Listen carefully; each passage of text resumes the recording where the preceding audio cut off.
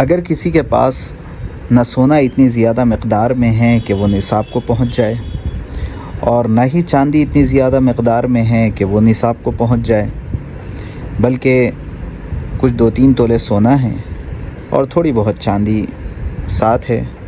عام طور پہ خواتین کے پاس پیر کے انگوٹی کا چھلا، پیر کا چھلا یہ چاندی کا ہوتا ہے، یا پیر میں پہنی جانے والی چین چاندی کی ہوتی ہے، اور سونا بھی 2-3 تولہ ہے۔ بہرحال تھوڑی چاندی ہے اور تھوڑا سا سونا ہے۔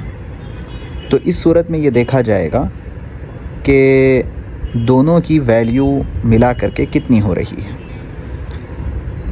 سونے کی قیمت کتنی بنتی ہے، بیچنے کے لحاظ سے سونے کی کیا قیمت بنتی ہے، اور اگر یہ چاندی بیچی جائے تو اس کی کیا قیمت بنتی ہے۔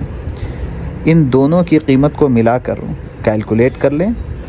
اگر وہ قیمت سونے کے نصاب کی مقدار کو پہنچ جائے یا چاندی کے نصاب کی مقدار کو پہنچ جائے، یعنی جیسے ابھی بتایا گیا کہ چاندی کا نصاب ہے 612 گرام، 612 گرام 360 ملی گرام۔